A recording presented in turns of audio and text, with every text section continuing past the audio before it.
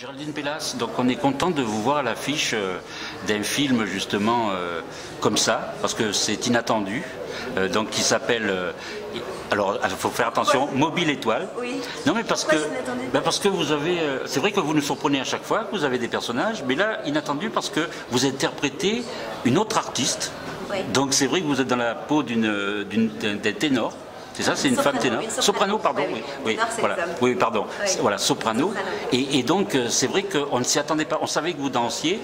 Oui. Voilà, mais chanter ou justement apprendre à faire ce qu'il faut pour pouvoir être crédible à l'écran, c'est quelque chose qui nous a étonnés, qui nous a surpris. Et en même temps, comme je disais à Raphaël Nadjari, dans un film et une histoire qui nous parle de musique, qui peut toucher tout le monde et qui devient laïque, même si elle est religieuse, cette musique. Oui, je pense que le film parle de musique, bien sûr, et la musique a vraiment une place prépondérante dans l'histoire, mais ça parle beaucoup de ces gens, de ces artistes qui ont la foi en ce qu'ils font, en leur passion et qui se battent au détriment parfois de leur vie personnelle, de leurs amitiés, de leur famille, parce que c'est la chose dans laquelle ils croient le plus et c'est une nécessité pour eux et c'est difficile et les murs se dressent et il faut trouver les subventions et voilà, alors c'est quelque chose qui ressemble finalement à tout le monde parce que tout le monde passe sa vie à se battre pour essayer d'obtenir ce qu'il veut. Mais la dimension artistique évidemment touche parce que elle apporte le lyrisme qui fait que c'est quand même la culture, c'est une chose essentielle. Et oui, puis on veut la faire taire, mais oui, voilà, ces personnages-là essaient de la voir. Il y a une résonance avec justement votre profession. Oui, oui, absolument. Automatiquement. Et puis même avec mes envies de danse de quand j'étais plus jeune, je sais ce que c'est que cette exigence, je sais ce que c'est que ce combat pour trouver la note juste, en l'occurrence dans ce film, mais pour trouver le meilleur projet, pour trouver le plus bon mouvement. Voilà, rien ne peut être vraiment laissé au hasard et en même temps, il faut quand même laisser le hasard surgir parce que c'est là souvent que la grâce arrive.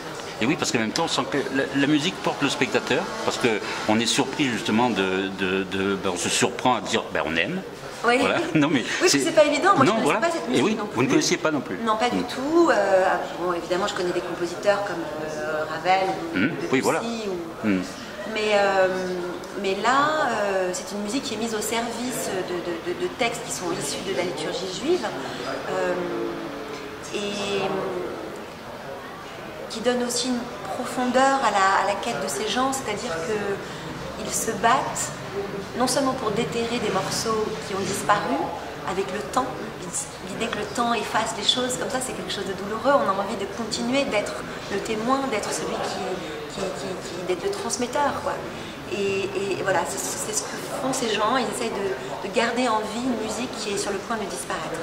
Oui, alors donc on se surprend à ça, et donc on se surprend aussi à vous voir que vous évoluez là, comme toujours dans vos personnages, d'une façon naturelle. On dirait que pour vous, ça a été facile de préparer ce rôle. Écoutez, c'était un peu mon but. Hein. Oui, c'est un peu... Voilà, non, mais je trouve que, en fait, ça fait partie des choses, je trouve, qui sont de la dignité de l'acteur. C'est d'essayer, de tenter en tout cas, oui, de ne pas laisser voir qu'il y a beaucoup de travail. Alors évidemment, lors d'une promotion où on défend un film, on nous pose des questions sur la fabrication, est-ce que vous avez beaucoup travaillé pour ci, pour ça. Donc je ne me prive pas de dire que j'ai beaucoup travaillé, mais au fond, ça devrait n'intéresser que moi. Moi, ce qui m'intéresse surtout pour les gens, c'est qu'ils aient l'impression que tout ça est d'une fluidité et presque magique, quoi. Donc si vous avez pu y trouver le naturel, c'est la chose que je cherchais et que je cherchais avec Raphaël beaucoup parce que dans son cinéma il n'y a pas de place vraiment pour l'artifice et là on amenait quelque chose de très artificiel, on amenait de la technique, de la musique, des choses dont on n'était pas vraiment détenteur jusque là et qui n'étaient pas, on n'avait pas en maîtrise, quoi. Et il fallait qu'on laisse penser qu'on maîtrisait tout. Tout ça en étant léger, c'était pas évident. Et oui, et ça vous a donné envie de plus chanter maintenant? Alors je chante tout le temps. Voilà, ah oui. Malheureusement, hein, parce que chante pas si bien que ça, mais je joue beaucoup le morceau de piano que je joue dans le film aussi. Et je voudrais apprendre la musique en fait, mais évidemment quand on travaille comme ça une discipline dont on ignore tout pour un film, on travaille en accéléré et c'est assez dur et en même temps c'est immédiatement gratifiant parce qu'on travaille pour un but précis.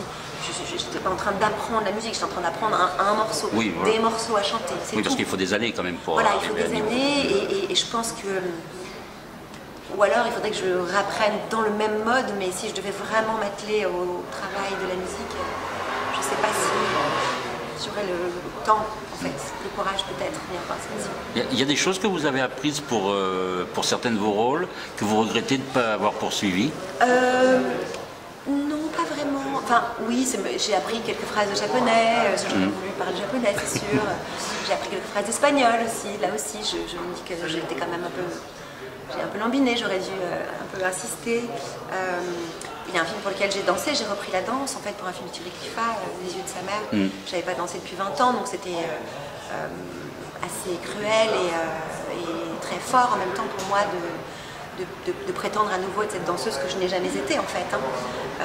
Et puis là, j'ai travaillé dans cette série qui s'appelle Marseille pour Netflix et je suis violoncelliste. Donc voilà, vous poursuivez quand même. Oui. Et il y a quelque chose que vous n'avez pas fait que vous aimeriez faire? Comme pratique comme oui. ça Ouais, j'aimerais beaucoup faire de l'escrime. Tir à l'arc. Ah, vous l'avez jamais fait d'escrime? Parce que souvent les comédiens ont une pratique d'escrime beaucoup. Non, alors plus les hommes peut-être. Les hommes, plus souvent que les femmes. Non, j'aurais bien aimé faire des arts martiaux aussi. Oui, j'aurais bien aimé ça.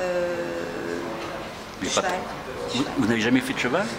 Un peu, mais comme ça, en balade, quoi, mais jamais avec vraiment une préparation. Dans Don Juan de Marco, vous n'étiez pas à cheval? Non. Non, c'est vrai. Sur une plage. Et oui, c'est vrai, voilà, mais voilà, ça vous a frustré alors de ce côté-là.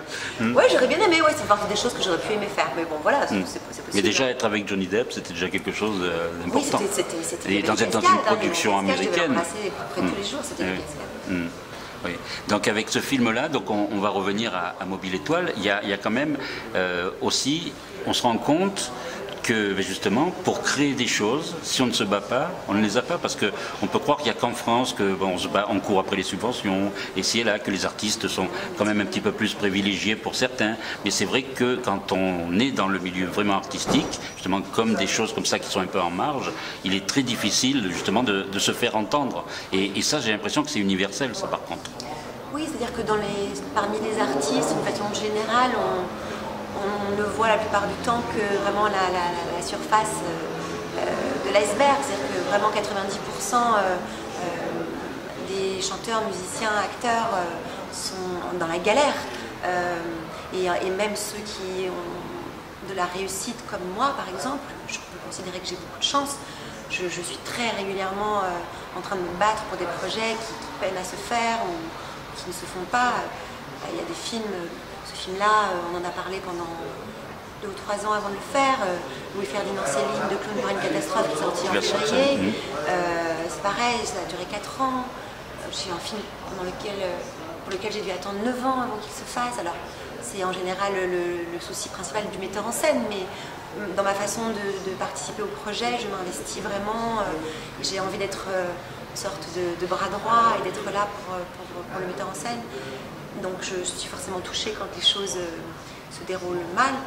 Et puis, et à titre personnel, parce que je crois à ce que je fais, parce que j'aime vraiment le cinéma, j'aime le cinéma dans sa globalité, mais plus précisément certains cinéastes, et un cinéma exigeant dont j'ai envie de continuer à le voir exister. Et parfois, j'enrage de ne pas avoir plus de pouvoir pour pas pouvoir permettre justement à des films et dire voilà, puisque je suis présente, alors vous pourrez le produire parce que vous avez l'assurance qu'il sera vendu à l'étranger, ou comme Isabelle Huppert peut le faire par exemple. Voilà, si j'avais ce pouvoir-là, je sais que je l'utiliserais bien. La production vous attire donc? Peut-être? Non, mais pas forcément. Pas forcément. Oui, alors ça pourrait être en tant que productrice, bien sûr, mais en tant qu'actrice, être à l'affiche d'un projet et dire, parce que j'y suis, comme le font certains Américains qui ont du pouvoir, George Clooney, Brad Pitt, Matt Damon, ce sont des acteurs qui ne se contentent pas d'être des belles gueules du cinéma, qui se battent pour permettre à des films de se faire, qui acceptent de travailler gratuitement pour des projets dont ils savent que s'ils participent, et tout à coup, toutes les portes vont s'ouvrir. Je voudrais pouvoir faire ça, et les moyens me manquent, et j'en rage souvent. Voilà, La femme a assez de place dans la décision d'un film ou pas? Parce que je vous dis ça parce qu'il y a eu justement une maison de production qui s'est créée. Je crois que c'est Juliette Binoche et c'est pas Julia Roberts, c'est quelqu'un d'autre, mais voilà, qui est une coproduction franco-américaine, oui, pour montrer et pour produire que des films au féminin. Alors, écoutez, vous n'avez pas entendu parler de ça? Non, j'ai pas entendu parler de ça. Je trouve que l'idée est évidemment tout à fait honorable, et c'est important de défendre la place des femmes au cinéma, ça je pourrais pas dire le contraire. J'ai un petit peu du mal, moi, à différencier les films par le sexe de metteur en scène. Je trouve en revanche que la place des actrices et la façon dont elles sont payées et tous les combats que mènent des actrices comme Jennifer Lawrence ou Patricia Arquette ou Meryl Streep, ça, ce sont des combats auxquels je m'associe très volontiers, parce qu'il n'y a objectivement aucune raison qu'une femme soit moins payée qu'un homme au cinéma, et dans la vie, dans les autres métiers non plus, surtout quand on voit qu'à capacité égale, les salaires sont parfois diminués de moitié, quoi. Il y a quand même quelque chose qu'il faut regarder de plus près, mais en plus les choses avancent. Oui, voilà. J'ai quand même foi en certaines choses, en certaines personnes. Il faut faire attention de ne pas faire les choses de façon agressive. Il faut que ça reste des combats pacifiques, se faire entendre avec des mots et faire passer les messages sans avoir l'air de s'imposer. Voilà, ne pas être confondu avec des Amazones, parce que je ne pense pas qu'on s'en soit. Justement, avec le film, les messages passent bien avec la musique, justement, parce qu'on arrive. C'est un film laïque, peut-être. Hein. Voilà. C'est vrai que c'est le personnage central du film, c'est cette femme. Alors, elle est avec son mari, qui la soutient, qui partage ses aspirations avec son enfant, avec des camarades avec qui elle fait sa chorale, et tous ces gens-là se battent, évidemment, simultanément, et créent ce groupe soudé. Mais c'est vrai que ça raconte le combat d'une femme. Qu'est-ce que c'est qu'aujourd'hui être cette femme qui se défait tout doucement du carcan dans lequel elle s'est sentie enfermée pendant des années par son éducation, par sa formation musicale qui a été faite par un homme. Donc c'est voilà, comment s'extraire, comment devenir une femme sans avoir besoin forcément de la présence des hommes, et jusqu'à la fin du film où son mari justement lui dira: mais moi c'est ton projet en fait, je ne vais pas t'accompagner dans celui-là, il est pour toi. Donc on peut rencontrer des hommes qui vous aident à vous mettre en capacité aussi, et je crois beaucoup à cette collaboration avec ces hommes qui savent parfois bien regarder les femmes. Et en même temps, elle peut être en conflit justement dans la création avec justement des consoeurs, puisque au sein du groupe, c'est vrai que tout n'est pas accepté. Oui, voilà. Alors après, c'est un peu l'artiste qui peut être aussi faillible. Bien sûr, ça la vexation. Rien à voir avec le féminin. Je pense que c'est non, là non. Simplement, effectivement, à l'intérieur d'un groupe. De temps en temps, il faut changer. On parle des tensions qui peuvent trouver leur place, évidemment, surtout. Déjà quand on est fortuné, c'est assez facile, mais quand en plus on court après l'argent, on peut imaginer que très rapidement, dès qu'il y a un truc, un couac, les choses peuvent vite se dérégler, et on peut chercher un bouc émissaire, et évidemment la personne qui est responsable, et en l'occurrence c'est le personnage que je joue, et celle qui en prend le plus pour son grade, et ça va avec la responsabilité, et c'est normal, il faut savoir traverser ça, il faut porter aussi les difficultés pas uniquement les étoiles. Oui, ça aussi, avec justement le couple que vous formez avec le musicien, Oui. Je ne sais plus comment il s'appelle, Luc Picard. Luc Picard, voilà. Donc le groupe que vous formez avec lui, c'est vrai que là c'est pareil, on se dit, ce sont des artistes, ils ne vont pas pouvoir continuer à vivre ensemble, d'ailleurs c'est ce qu'on peut sentir à certains moments du film, et puis après on ne va pas tout dévoiler, mais finalement ils s'entendent assez bien justement, ils se disent les choses, voilà, parce que c'est vrai que là aussi il y a des a priori sur les artistes en disant, voilà, deux artistes qui vivent ensemble, c'est pas possible. Oui, oui. Vous pensez que c'est possible? Moi je pense que c'est possible, oui, parce que mais je pense que c'est compliqué bien sûr, mais je pense que c'est aussi parfois la manière la plus simple de pouvoir vivre son amour de l'art, c'est de pouvoir le partager avec quelqu'un qui le vit aussi fort que vous. En l'occurrence, ils travaillent ensemble, ils ne travaillent pas l'un contre l'autre, donc je pense qu'ils se donnent les moyens de cette collaboration, et cette collaboration, avant tout, elle est née d'un amour, de leur amour, et je pense que le film raconte un amour adulte, un amour qui, le vrai quoi, le grand, l'amour d'une vie, quelqu'un avec qui on traverse tous les orages, et même si parfois on a l'impression qu'on va pas y arriver, et qu'on n'est pas à la hauteur, ou que l'autre n'est pas à la hauteur, l'amour peut quand même aider à traverser ça, et je crois à ça. En tout cas, je pense que c'est une énorme chance de vivre avec quelqu'un qu'on aime dans ce milieu. Et leur œuvre finale, à tous les deux, c'est un enfant? On peut dire ça comme ça? Oui, alors c'est assez marrant parce qu'il y a évidemment cet enfant qui les lie, qui est lui aussi musicien. Mais en même temps, je parle métaphoriquement, l'œuvre qui est chantée sur scène est aussi un enfant. Alors c'est assez amusant parce qu'il y a un vrai enfant, un jeune garçon, oui, voilà, ils ont un vrai, mais qui est parfois un peu, qui semble un peu être effacé, comme si il faisait partie du bloc musique et qu'il n'avait pas forcément d'identité propre. Alors voilà, c'est peut-être l'aspect un peu monstrueux des personnages, et puis en même temps l'enfant crie. Il crie son chagrin. À un moment, il remet en question ce que ses parents lui imposent, et voilà. Et ça aussi, ça va avec l'amour.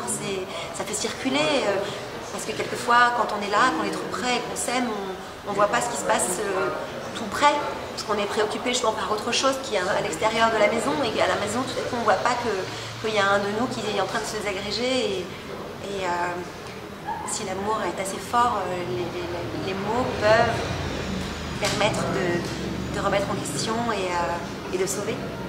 Et est-ce que maintenant, comme vous le disiez tout à l'heure, vous avez plus envie de chanter, mais est-ce que vous avez plus aussi envie d'écouter ce genre de musique un peu comme nous? Parce que moi, j'en connaissais un peu de la musique sacrée, oui. Mais pas de cette façon-là. Donc, parce qu'en même temps, il y a une question aussi de modernité, d'adaptation dans le film. Est-ce que maintenant, vous avez plus envie d'écouter de la musique comme ça? Parce qu'elle fait du bien, cette musique. Oui, je trouve aussi. Et ce couple et ces personnages font du bien finalement aussi. Parce qu'au début, on se demande où est-ce que ça va aller. Mais vous savez, moi, je me demandais aussi ça quand j'ai fait le film. J'avais une certaine forme de confiance parce que j'ai vu ce que ça m'apportait à moi de la traverser, cette musique, et la musique elle-même m'a traversée.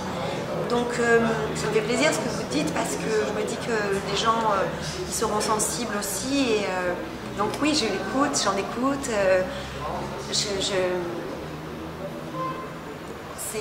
c'est quelque chose qui va m'accompagner toute ma vie, bien sûr. Oui, parce qu'on n'a pas besoin d'être mélomane, on a juste besoin de sentir. Non. La musique, c'est ça. Oui, et puis je pense qu'on n'a pas besoin d'être mélomane. Je pense que les mélomanes, évidemment, seront profondément touchés. Je pense que cette musique, dans le film, elle trimballe tellement de choses, tellement d'humanité, tellement de vie, de parcours. On sent qu'elle vient de loin, et que si, évidemment, elle vient de textes sacrés, elle rentre dans le sacré, au fond, en se libérant du temps qui pourrait l'éteindre. C'est là qu'elle devient sacrée, je trouve. Voilà. Alors on parle de sacré, mais on parlait d'adaptation aussi. Alors est-ce qu'au niveau justement adaptation, il y a des limites? Vous voulez dire pour adapter la musique? Oui, pour adapter une musique ou un classique, oui, parce que comme il est question aussi de ça dans le film, donc puisqu'il y a son ancien professeur qui vient là. Par rapport à l'interprétation? Et oui, voilà.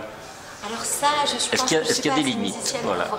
Alors, que ce soit musicienne ou justement même des personnages de théâtre ou de cinéma qui ont été repris, est-ce qu'il y a des limites pour reprendre quelque chose qui est classique entre guillemets? Moi, je trouve que c'est un matériau qui doit rester en vie.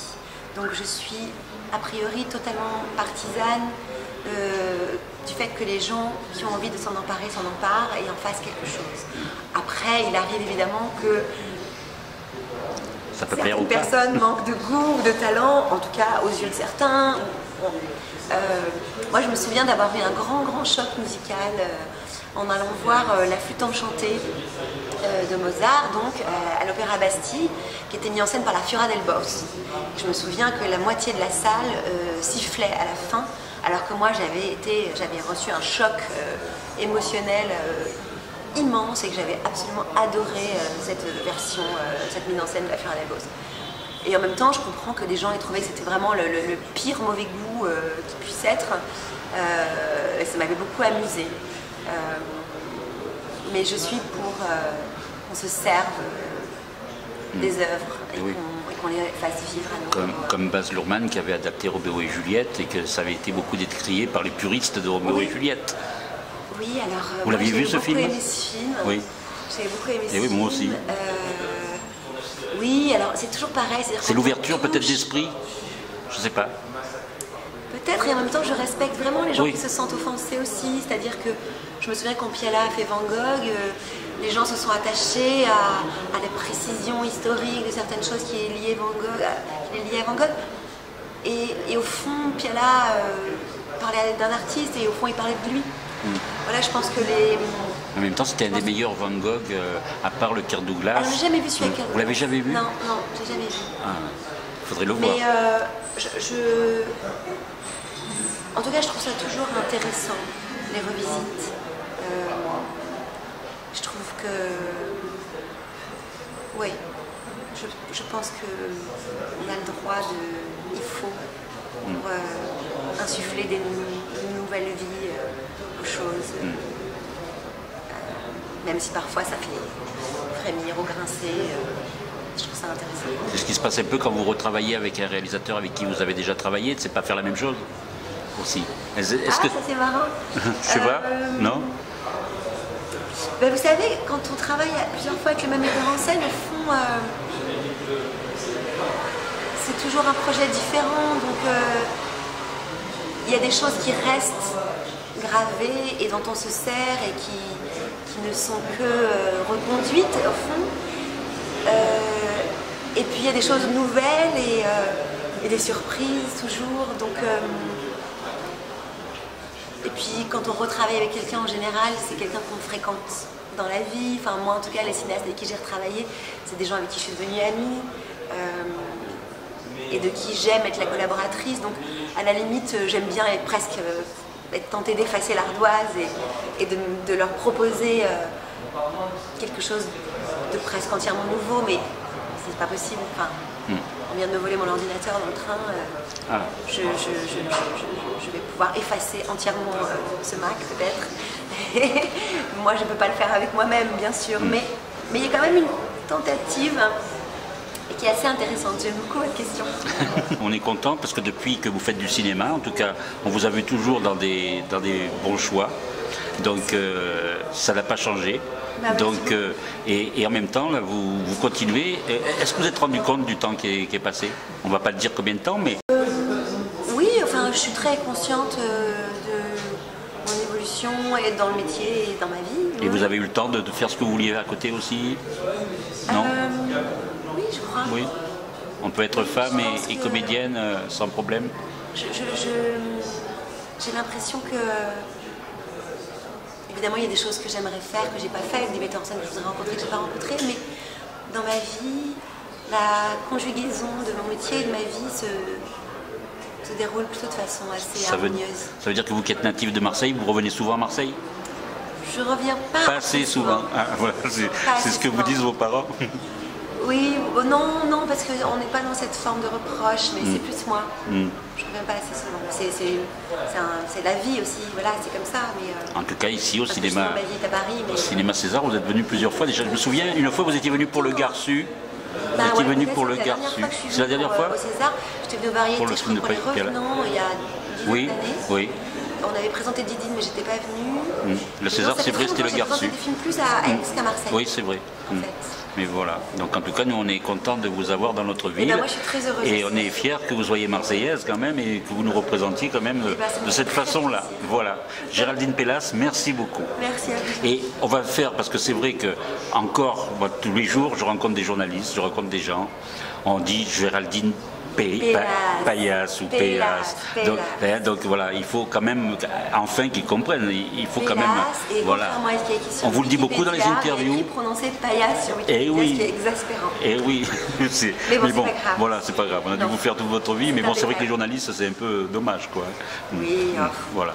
En tout cas, nous, on est content de le préciser. Bah oui, parce que c'est vrai que tout le temps dans la conversation, quand on parle de vous, tout le monde vous connaît. Mais voilà. Alors, c'est pour ça que quand sortira ce film et quand sortira aussi la série Marseille, parce que c'est vraiment important.